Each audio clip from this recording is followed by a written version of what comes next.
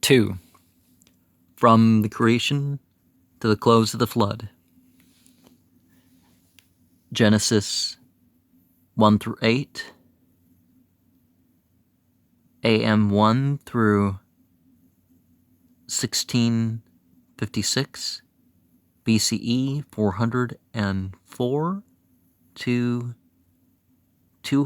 4004 to 2348. 1. The opening statement of the sacred history, Genesis 1:1.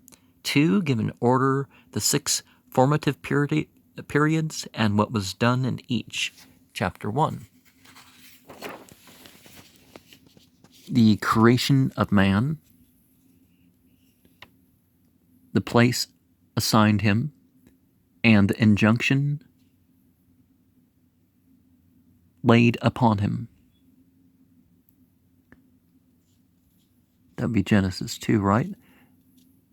4, the fall of man and the consequences. So, Genesis 3. What promise here pointing to the Messiah?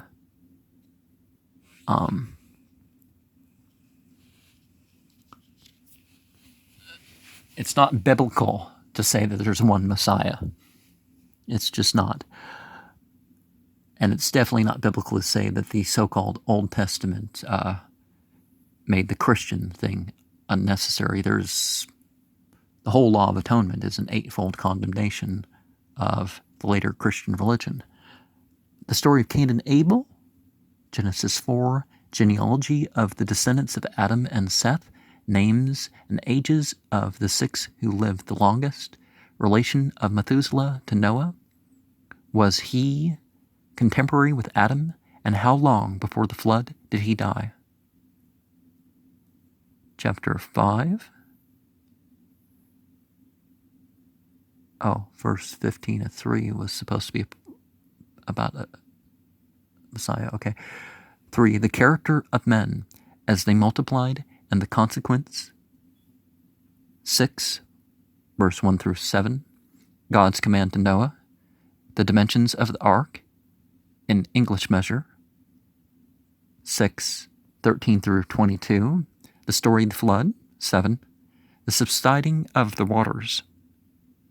The place where the ark rested. The going forth from the ark. God's promise. Number 8. So I think there's more of these. This is why this is considerably less valuable than the last book, but about $25, I think. Not too bad, but that's not the point. There's something to share here. I have a family member with, I'm not sure if they're old enough to share, but I wouldn't. But there's a family member with books that are thousands of dollars each. I mean, not too many of them, not just a few of them or something, but...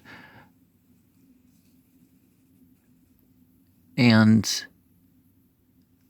an interesting thing that you find if you look at the Aramea, which is what they called the language before the Jews, or even contemporary with the early Jews, they still called the language Aramea, that this language, you learn something about each of the numbers.